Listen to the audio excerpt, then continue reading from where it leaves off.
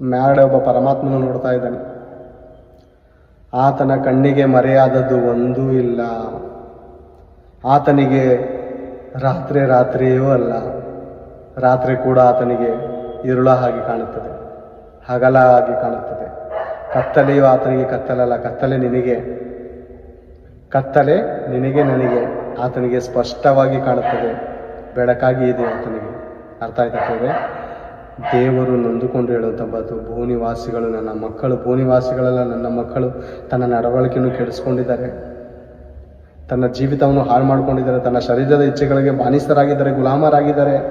ಒಬ್ಬನೇನೋ ಪಾನ್ಪರಕ್ಕೆ, ಗುಟ್ಕುಕ್ಕೆ, ವ್ಯಭಿಚಾರಕ್ಕೆ, ಕುಳಿತಕ್ಕೆ, ಸಿಗರೇಟ್ಗೆ, ಬಿಡಿಗೆ ಗುಲಾಮರಾಗ್ಬಿಟ್ಟಿದ್ದಾರೆ, ಮಾರ್ಕೊಬಿಟ್ಟಿದ್ದಾರೆ ತಮ್ಮನ್ನು ತಾವು. ದುಡಿದಿದ್ದೆಲ್ಲ ಬೇರೆ ಹೆಂಡತಿ ಮಕ್ಕಳಲ್ಲಿ ಕಾಯ್ತಾ ಇರ್ತಾರೆ, ನಮ್ಮ ತಂದೆ ನನಗೆ ಆಹಾರ ತತ್ತಾನಂತ ಇದ್ದಾರೆ. ಈತನ ಏನಾಗಿದೆ ಹೇಳಿ, ಬರ್ತಾ ಬರ್ತಾ ಹೊಳೆಯುವಂಥ ಬಾಟ್ಲುಗಳನ್ನು ನೋಡ್ತಾನೆ.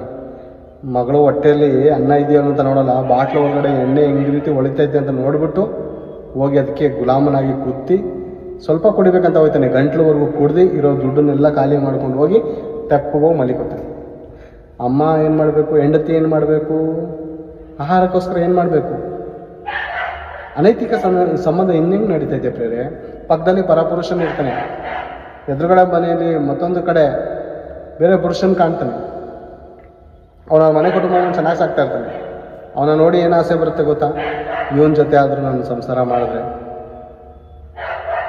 ನನ್ನ ಮನೆ ಸಾಕ್ತಾನೆ, ನನ್ನ ಮಕ್ಕಳಿಗೆ ಆಹಾರ ಕೊಡ್ತಾನೆ ಅಂತ ಏನು ಮಾಡ್ತಾರೆ? ಅನೈತಿಕ ಸಂಬಂಧ ಮಾಡಿಕೊತಪ್ಪಿದ್ರೆ ಅವ್ರದ್ದು ಎಲ್ಲಿದೆ ತಪ್ಪು?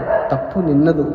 ಗಂಟ್ಲುವರೆಗೂ ಕುಡಿದು ಹೆಂಡತಿ ಮಕ್ಕಳೆಯ ಹೊಟ್ಟೆಯನ್ನು ನೋಡದೆ, ಅವ್ರ ಬಟ್ಟೆಯನ್ನು ನೋಡದೆ, ದರಿದ್ರದವನು ಗಂಟ್ಲುವರೆಗೂ ಕುಡಿದು ನಿನ್ನ ಮಜಾ, ನಿನ್ನ ಸುಖ, ನಿನ್ನ ದೇಹವನ್ನು ನೋಡ್ಕೊತಾ ಇದೆಯಲ್ಲ, ನಿನ್ನನ್ನು ನಂಬಿಕೊಂಡು ಬಂದವರಂತೆ ಹೆಂಡತಿ ಮಕ್ಕಳ ಜೀವನ ಏನಾಗಬೇಕು? ಒಂದು ಸಾರಿ ಯಾವತ್ತಾದ್ರೂ ಆಲೋಚನೆ ಮಾಡಿದ್ಯಾ? ಯಾವತ್ತಾದ್ರೂ ಥಿಂಕ್ ಮಾಡಿದ್ಯಾ ಇದನ್ನ, ಈ ವಿಷಯವನ್ನು? 60% ಯಾಕೆ ಪ್ರೇರ ಅನೈತಿಕ ಸಂಬಂಧ? ಹೆಂಡತಿ ಜೊತೆ ಗಂಡನ ಜೊತೆ ಹೆಂಡತಿ ಒಳ್ಳೆ ರೀತಿಯಲ್ಲಿ ಒಳ್ಳೆ ಭಾವನೆಯಲ್ಲಿದ್ದರೆ ಯಾಕೆ ಪ್ರೇರ ಬೇರೆ ಪುರುಷನ ಮೇಲೆ ಮನಸ್ಸು ಬರುತ್ತೆ? ಚೆನ್ನಾಗಿ ನೋಡ್ಕೊಂಡ್ರು ದರಿದ್ರದವರು ಆ ರೀತಿ ಮಾಡೋರು ಕೂಡ ಇದ್ದಾರೆ. ನೀಚರೇ ಅಂತಾನೆ ಹೇಳ್ಬೋದು ಅವರು. ಗಂಡನು ಕಷ್ಟಪಟ್ಟು ಬೆವರು ಸುರಿಸಿ ಆಫೀಸಲ್ಲಿ 24 ಗಂಟೆ ಕಷ್ಟಪಟ್ಟು ನನ್ನ ಮಕ್ಕಳಿಗೆ ಒಳ್ಳೆ ಎಜುಕೇಷನ್ ಕೊಡಬೇಕು, ನನ್ನ ಹೆಂಡತಿಯನ್ನು ಚೆನ್ನಾಗಿ ನೋಡ್ಕೋಬೇಕು, ಎಲ್ಲಾದರೂ ಹೊರಗಡೆ ಹೋಗಿ ಬಂದರೆ 4 ಜನದ ಮುಂದೆ ನಾವು ಒಡವೆ ವಸ್ತ್ರ ಹಾಕ್ಕೊಂಡು ನಾವು ಒಳ್ಳೆ ಇದ್ರಾಗ ಬದುಕಬೇಕು ಅಂತ ಅನೇಕರು ಆಲೋಚನೆ ಮಾಡ್ತಾರೆ. ಓಕೆನಾ? ಆ ರೀತಿಲಿ ಪ್ರಿಯರೇ ಎಷ್ಟೋ ಜನ ಗಂಡಂದರು ಯೋಚನೆ ಮಾಡಿ ತನ್ನ ಬೆವರು ಹನಿ ರಕ್ತದ ರೀತಿಯಲ್ಲಿ ಕಷ್ಟಪಡುವಂತ ಇದ್ದರೆ ಹೆಂಡತಿರು ಅನೈತಿಕ ಸಂಬಂಧ ಮಾಡಿಕೊಂಡು ಜೀವನ ಮಾಡ್ತಾ ಇರ್ತಾರೆ.